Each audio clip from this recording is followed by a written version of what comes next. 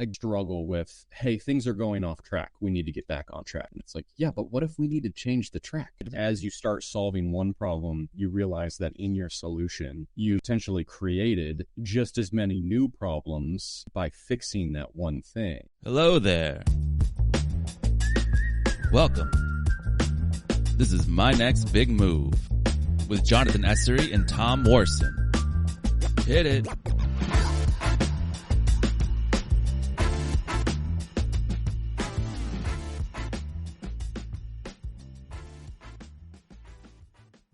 Thinking about it. I think we're recording. There we go. Cool. Recording. What's up, Tom? See the big red light. Hey, John. How are you, man? I'm good. I heard you just got back from a vacation. I did. Yes. We haven't had a chance to talk about it yet. Wow, that's so cool. How about you, David? I am trying to not get distracted with my dog who likes to growl at everything on the screen. That's interesting. My dog struggles to see the screen sometimes, so it's always interesting to hear from people who have animals that are transfixed by the screen. Yeah. How we don't get a chance to talk about how your engagement is going very often. Oh yeah. Just wanted to check in on that and say, in the midst of all our conversations, how's your current work stream and everything looking these days? It's interesting because we're basically helping coordinate and manage the design and development of the largest intermodal facility with logistics park for a major rail company in the U.S. And so many rail companies in the U.S. There are not many, and they're one of the biggest, which is cool.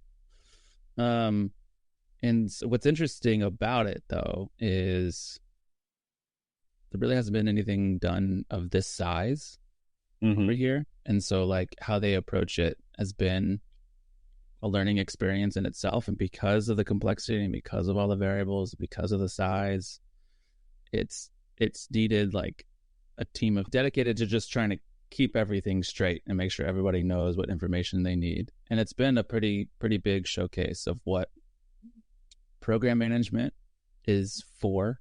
One of the executive stakeholders actually put forth in saying, hey, I think we need somebody to help own the schedule and own the communication and help bring some rigor around how the team gets organized. And I think there's like 6 work streams, and they're all like experienced and like they all own their own thing.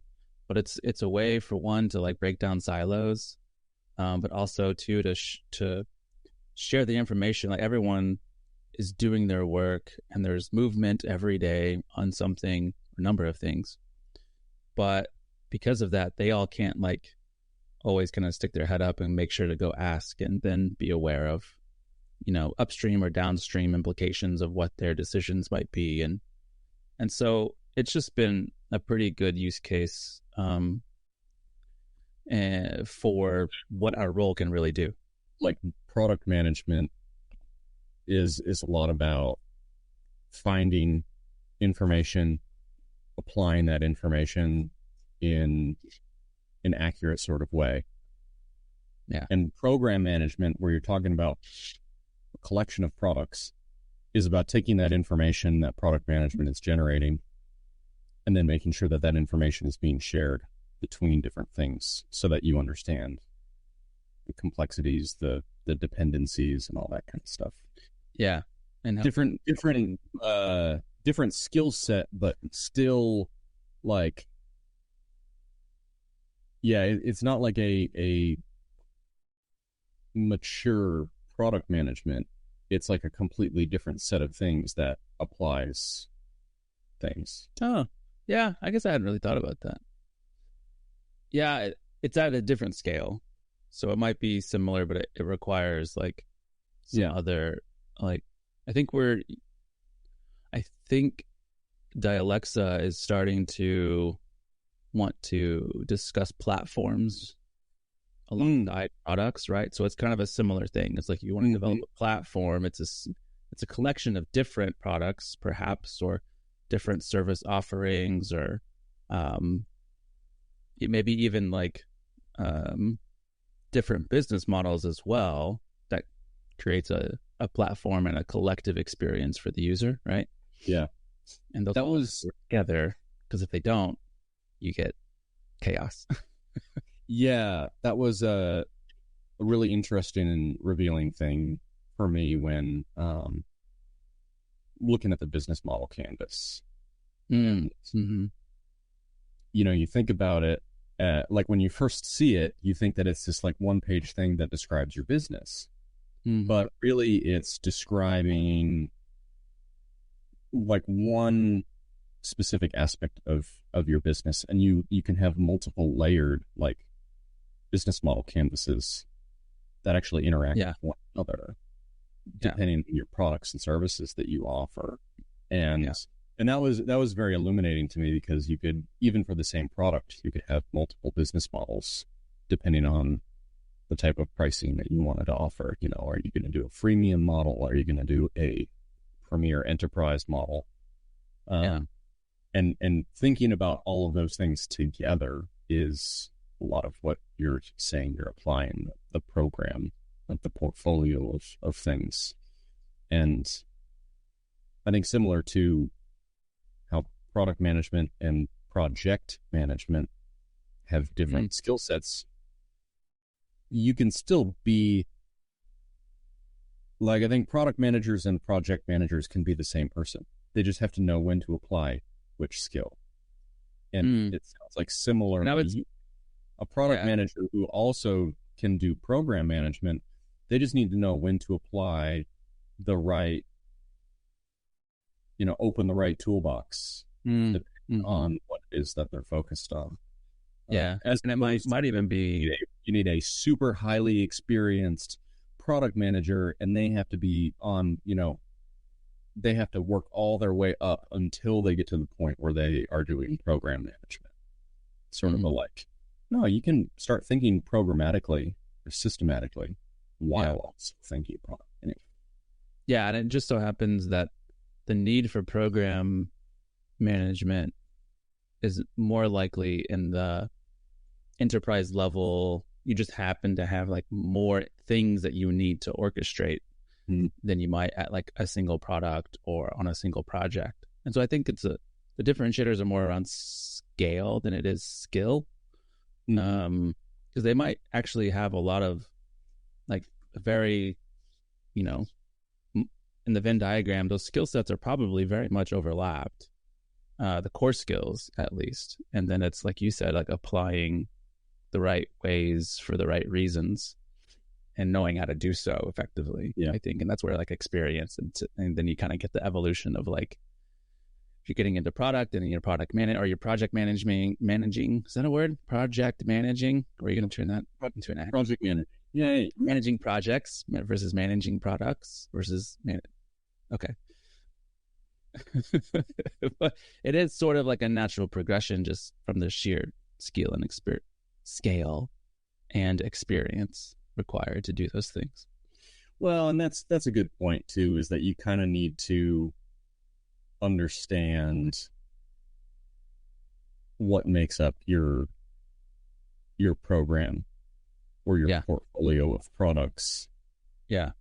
And you need to have a certain skill in understanding product and or project before you start thinking about it at a scale level. Because I think that's an interesting point too, because as soon as you start thinking about scale and large scale things, you're thinking on a different plane, and you can start making assumptions about things that like aren't reality at the actual granular level.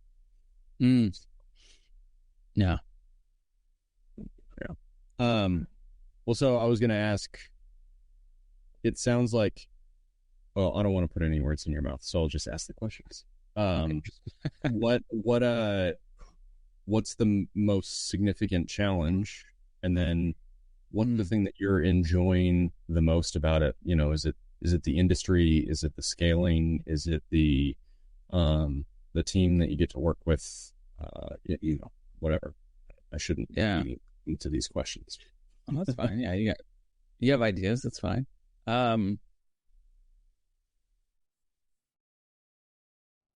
It's I just like weird, complex problems. Yeah. You know, like things that are so, you know, it was you know, like wicked problems, like things that seem to be so big or so large or so hairy or so confusing or so complex that they're just really hard to solve. And maybe there's not one answer, maybe there's 17 answers. Yeah.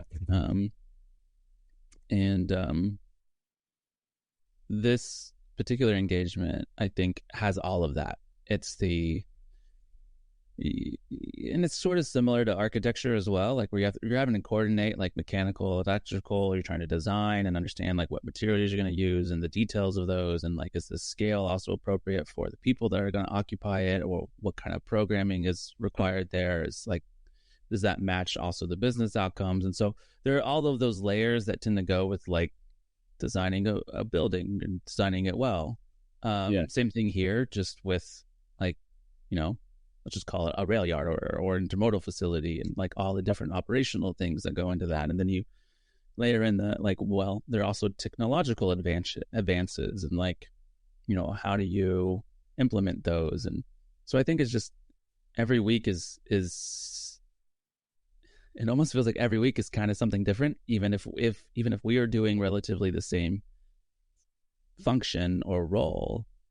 There's like a new, you know, it's volatile in a good way. It's this is a new thing we have to focus on. Okay, we solved that problem. Well, this is another new thing we have to focus on, completely different area. You know, you're dealing with regulation, and it's in California, so sometimes that's just hairy, and it's trying to be sustainable, and so like sometimes that's hairy, and you know, it's just all like over the place. And I kind of like organizing the chaos, and then like, oh, can we keep it organized? That's getting a little off the fray. Like, how do we pull that back in? Is it like things kind of bubble up sort of organically? Like somebody will just be like, oh, I forgot to, you know, we need to address this. Or is it sort of a more like a, what's the Greek, you know, where you chop the head off and then another four show up? Oh, the Hydra? The Hydra, you know, it's just like as you start solving one problem, you realize that in your solution, you've discovered and potentially created just as many new problems by fixing that one thing. Yeah. And is it organic like that, or is it just like we had no idea that this was going to be a problem until we got here? It's a mix, I think, because, you know, there's always a mixture of like known unknowns and then unknown unknowns, right? So they're, you know, super smart people that we're working with, and so they're really diligent as well in breaking those things down and trying to get at them as soon as we can. You can only know so much. Like, so they get all the way to like, oh well, at this, we know this much, we can get to that stage, and of course, you know, we'll try to estimate our targets for those.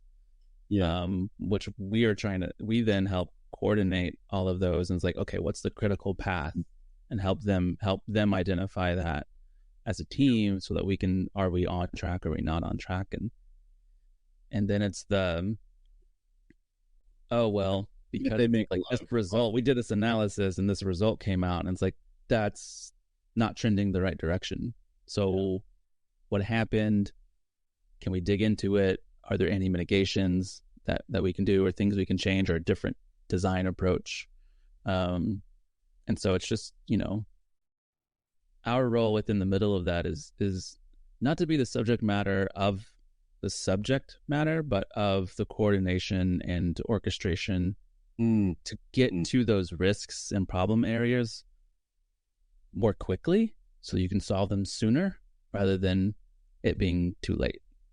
And of course, there's reporting, and executive leadership wants to know and be in the know, and so we help package that up as well, and find ways to do that for the whole team. And honestly, they're loving it. It seems like it's not easy, but no one signed up to do something easy. But I think they value what we've been doing over there, and it shows, because now they're asking us to get more involved as smaller teams get more crystallized. Whereas before it was like, oh, can you help with this, or can you help with that? And now we're getting closer, and through the development, it's like, okay, we need to start dedicating some people more regularly now that it's got more momentum, and so that's been that's been cool to be a part of. Yeah. So, yeah. How about you? What kind of engagement have you been on? Well, before we get to that, I have one more question. Only one. And this can, about this in particular, and this can lead into some of my own stuff. Yeah, sure. Well, first of all, actually, we'll say two questions, because the first one is, how often do you make the joke about things going off track with a... Oh, all the time. All the time. Yeah. Okay, so my actual... So my actual question, you talk about things, going off track, not like sticking to the plan, the projections. And we've talked about this a little bit. It's an interesting problem for me when you're talking project versus product, because I think this is the core of like what our our economy is based on: predictable forecasts, stuff like that. Whereas product is very much based on you solve what's in front of you, right? Like, there's this sort of agile way of thinking that says, like, you can't create a forecast to solve a problem 12 months from now, because you don't know what your problems are going to be 12 months from now. In a, I'm generalizing. I'm tracking. Versus like what the stock market and business analysts, like working at and finance and everything, they're all saying, like, we need a 12-month projection of how much money we're going to need, so that we know how much money to go raise, so that we can establish budgets and everything like that. And so now you're seeing this big clash between these people saying, like, you're asking me to come up with a solution to a problem I don't know yet.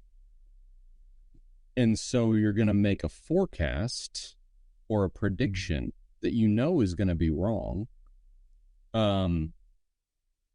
Basically, inevitably, things are going to diverge from what you planned to do. That's an inevitability. The question is, how do you determine, and this is somewhat rhetorical, but I'm kind of curious how you guys handle this in real life. But all right, the question is, when things start to go off track, when things start to deviate from the plan or the forecast, do you either A, correct as much as you can to get back to the forecast, to the plan, to the, whatever, or do you sit there and say, plan has to change? Like, what we're doing is actually what we're supposed to be doing, so our projections are the things that need to adjust, right? So, you're either saying, like, plan line, hour line, do we move this here or do we move this down here? So, and maybe a specific, or more specific to you guys, when you see something starting to go off track. Yeah. Do you mitigate that by saying, we need to get back on the track that we communicated to everybody else? Or do we communicate to everybody else, plan has changed, we're all adjusting now? Yeah. I think what I've seen be most effective so far, it could change, but is approaching that forecast, tell me what's going to happen, when it's going to happen question. There's two things that kind of come to mind with that. One is you should answer that question with a very clear expectation of it being a target or similar verbiage to be like, this is what we're targeting, and then be very, very clear on, we have to unpack things that might derail this, or it might change based off of what we find out. And similarly, on the asking side, what you're planning for, that most times from what I've seen, you rarely ever gain momentum towards an objective without defining some kind of footing. And if you're an executive, or you're running a startup, or you're running a team, that's usually your job, is to set that heading. But most effectively, it's we're going to go here, but you're going to tell me if that heading needs to shift. And that's a lot of times, I think, too, what CEOs and CFOs and other people that are trying to measure the market are always kind of in flux, because the market changes. And I've not been directly involved in that, but I can see it, right? It's a part of the system. It's a part of how things work. And, sometimes you get, I think too, in hearing a lot of like entrepreneurial stories and CEO stories, it's success usually comes with some kind of luck. You're in the right place at the right time with the right value, solution, and proposition, and everyone suddenly flocked to you, right? Zoom, for example, at COVID, right time, right place. No one predicted a pandemic. They did. No one believed that a pandemic would happen. Right. And when it did, it was like, oh, of course, we can go virtual now. This group has the smoothest operation for a novice user, so let's just do that. And they're ripe and ready to provide that service to everybody. Sure. Yeah. I think same thing probably too with the iPhone. We started to have smartphones. We understood the internet a little bit. All of a sudden, it's oh yeah, I'm tired of this little stylus thing. I'm tired of like just hitting my screen. Why do I need this? I lose it all the time. And I'm like, I can now do gestures, right? Which I already do in real life. So when I talk, so anyway, right time, right. So there's a little bit of luck in there, but I think when it comes to setting forecasts and predictions, you make the best with the historical data that you have and the experts and their interpretation of that and how they frame the perspective of probability of what is likely to occur, with a full understanding that this is not going to be exactly, it's penciled in for now. Yeah. And what's interesting, in having that ask with an understanding it's going to change, and then framing up whatever the forecast is as a targeted delivery, it's then, oh man, I just lost where I was going to go. It's then about how well you can communicate and stay honest with each other. Yeah. So if you're not wanting to hear that the plan has to change, then you're not going to get people who are willing to tell you the plan has to change. They're going to more than likely disfigure themselves trying to get back on track in the wrong way. Where I was going to take this was, it's a little different with engineering projects, like physical engineering projects, because things are not as malleable. Yeah. So if you're going to build something physical, large, there is a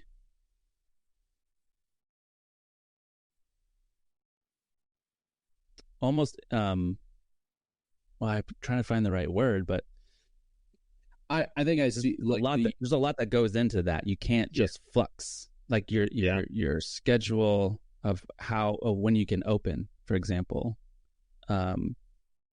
has over 1 million variables on any large engineering project Yeah. that all have to be fleshed out by the time that you open, but you're not going to know all of them until you get close. And so then that's where you try to do the best that you can and have the best understanding. And as you get closer, make sure you are able to pivot to whatever degree you need to, and kind of just, find your way through that. And that's where like being agile and knowing how to adapt and over communicating as regularly as you can from like across the team, I think allows that to be more successful than not, Yeah. Anyway, so no, that is opinion. that's honestly a great answer. I'm kind of drawing something silly and stuff on our board. I'm not, but I think what you're saying is basically you have your, I'll even just say, well, we can even just use our normal language. You have your here, our normal language, our podcast language. Yeah.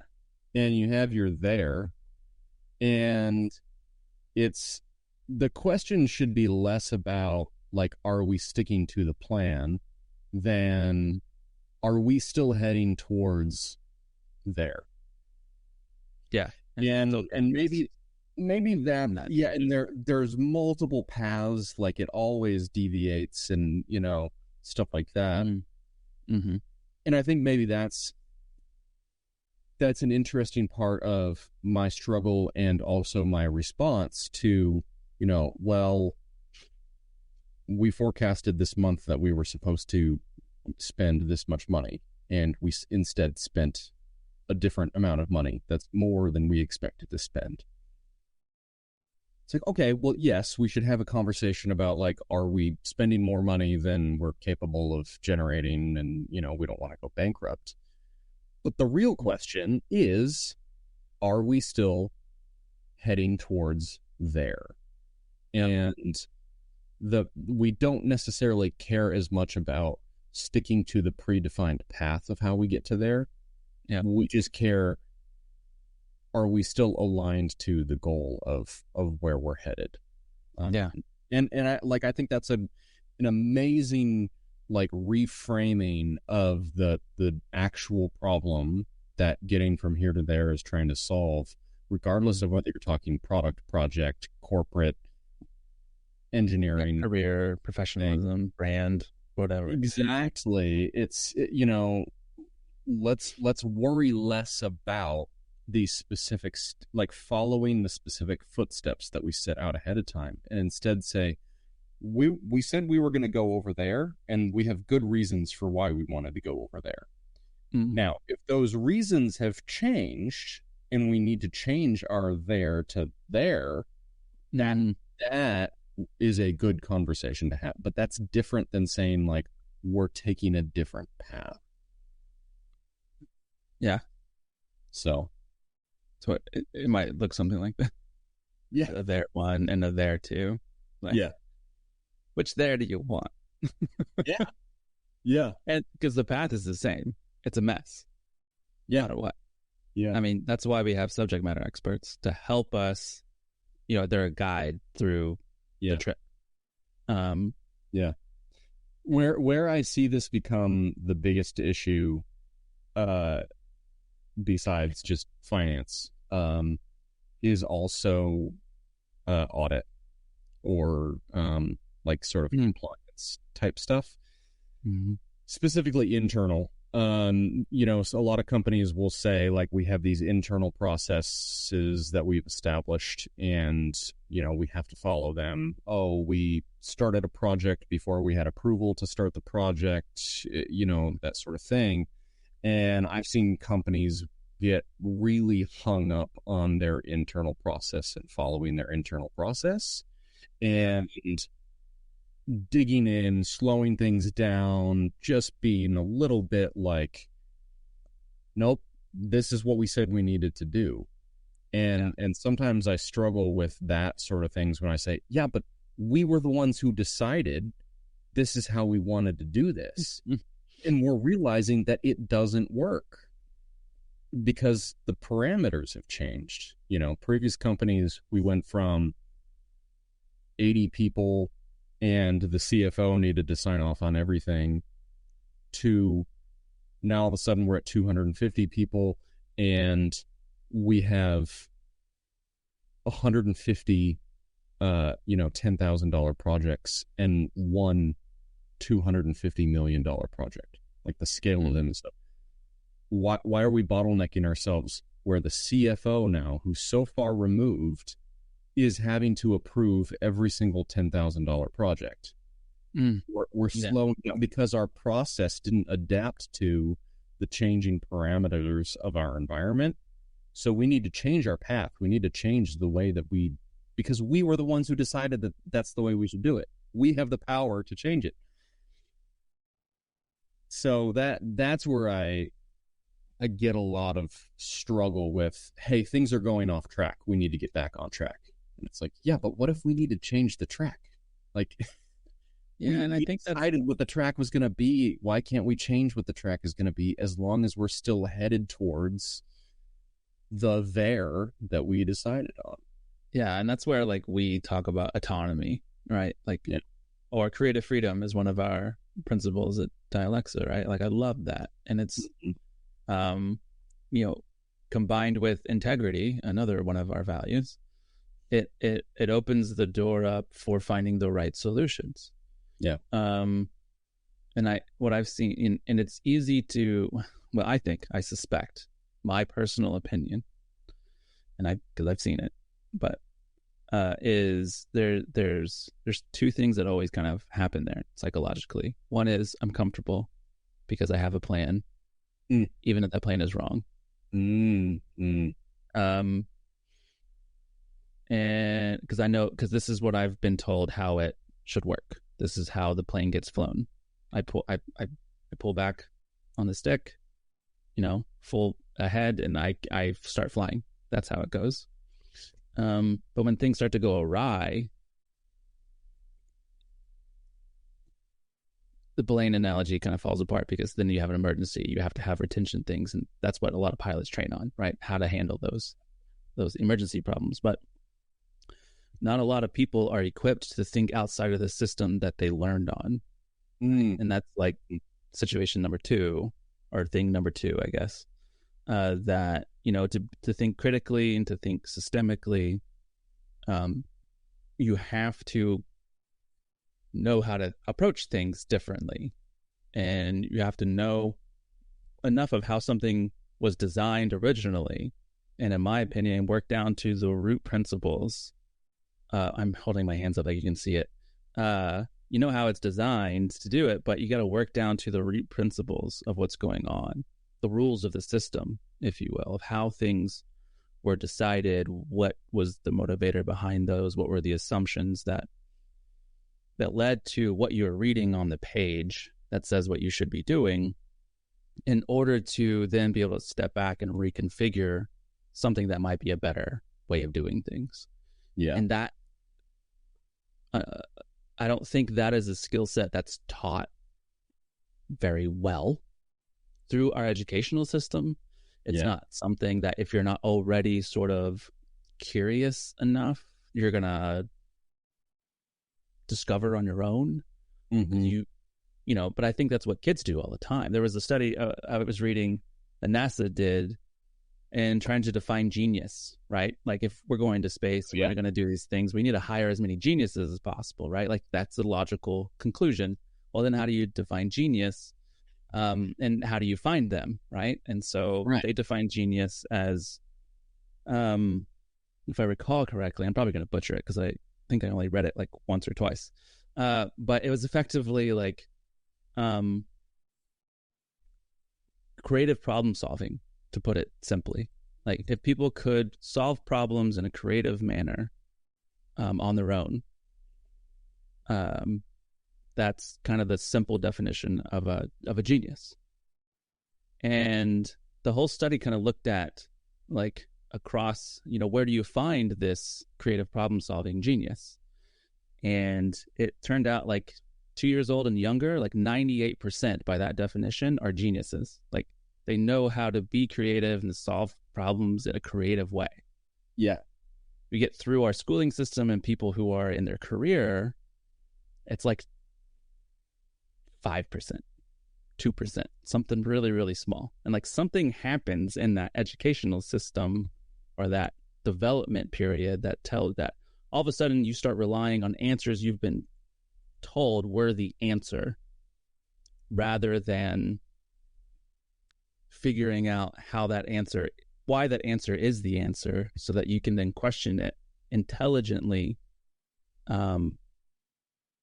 if it's something that should be questioned. And therefore you can test it, right? And that's kind of what science does in a lot of ways.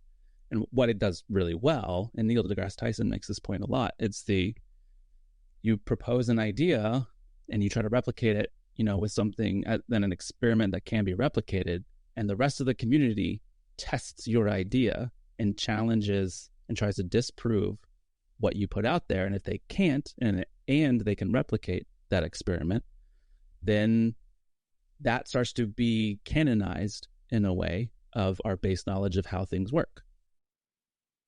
That we can do that with everything. We don't for some reason, for a lot of reasons, but like we should to a degree. And so that sounds more like a rant than a reply. No. I think you're hitting on something in there. I think you're hitting on something that's really interesting and important too. I was just on vacation and I met a lot of my girlfriend's family, and so there were for the first time. Yes, extended family. So a lot of extended. Oh, gotcha. Yes. Yeah, it was great.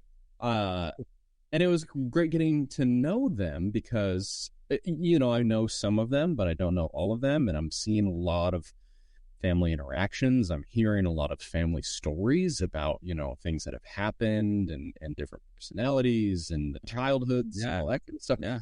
Yeah. And, in particular, like one cousin, their husband, described them as, kind of being this very like type A, needed to be in control, getting stressed out when things aren't predictable. Yeah. And which was just in general I love people and everything is fascinating to me. I'm going to tie all of these things back together, by the way. But it was an interesting question for me because I was like, you would think that as she has gotten older and she's seen her partner, her husband, start, who is much more just like, go with the flow, address things as they come, trust myself, it's all going to work out, right? Yeah. You would think that as she gets more and more evidence of, like, things are going to be okay if they don't go according to plan, if you're not in total control, you would think that she would start to loosen up and ease up because her mental models, her ability to, like, think in different ways would expand her world. And yet, it almost seems like she's kind of just become more and more. It's like the what's the confirmation bias? It's been heavily reinforced for her around, but what about that one time that it didn't work out? Like that's evidence to our current model that we have to keep, being in control, because at every time there is a chance that this is going to be the time that everything completely unravels.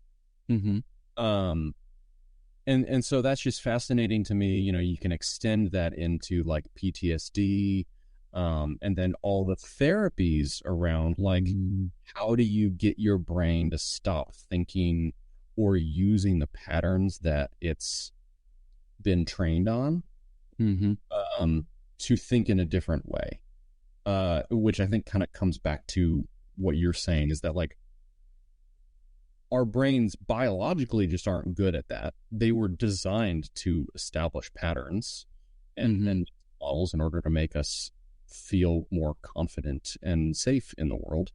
You know, I saw somebody get mauled by a tiger. I should avoid tigers. That's a mental model. And self-preservation. Yeah. Yeah. Yeah. But you're right that there isn't we aren't trained, especially in our modern world where there's so much chaos and we have so much access to the information about that chaos. Yeah. That there's a million and one different ways to think about something. Yeah. And I was going to apply this or add this as well. I added a video. I don't know if you watch Computer File at all. No. But there's a video about the AI and diminishing returns. And in this particular video, he makes an argument that the current model, the transformer model that we use of large language data set and the matching, that sort of system, the model, is really great at particular things. Classification and recommender engines and sort of that sort of thing. His argument, at least in a research paper that he's analyzing and kind of breaking down, is that at some point you can't just continue to throw more and more and more and more information, because that model is only going to work in a specific way. And so you're not going to get this explosion of AI intelligence by giving it more things to think about. So I think the summary of what I'm trying to say and applying back to you and what we're saying on all of this kind of stuff is that there's a skill around learning how to apply different models to our world, learning how to try different paths. Yeah. Rather than saying well, the plan is comfortable, the plan is safe, it's easy to follow because it's predictable, it's a pattern I know, and instead sort of addressing actually there's an internal confidence that I know how to handle what happens next. I'm going to use a different plan, a different model, and that path is going to be just as successful, potentially even more successful than the one I'm currently on. It being unknown doesn't make it less effective. Yeah. Yeah, there's so much in that. Did I go off on different places with it? No, that was good. I think there's a couple of things though that's strange. Is I'll have to watch the video, because right now from what I'm hearing and everyone that's building these LLMs, that they don't really know how it comes up with what it does, but they know that if they give it more data, it gets more accurate. And so at some point, maybe they find the end of this, endless abyss that they keep dumping data into and getting more and more accurate answers. But maybe we don't. That's kind of the interesting sort of frontier of that development. There's so many ways, so many threads that my head spiders into, and I think we'll probably keep coming back to this because AI and general AI and generative AI are just going to be involved in our lives for the rest of our lives. So I'm sure we'll come back to this. Do you as a side comment, do you watch 3 Blue 1 Brown YouTube channel?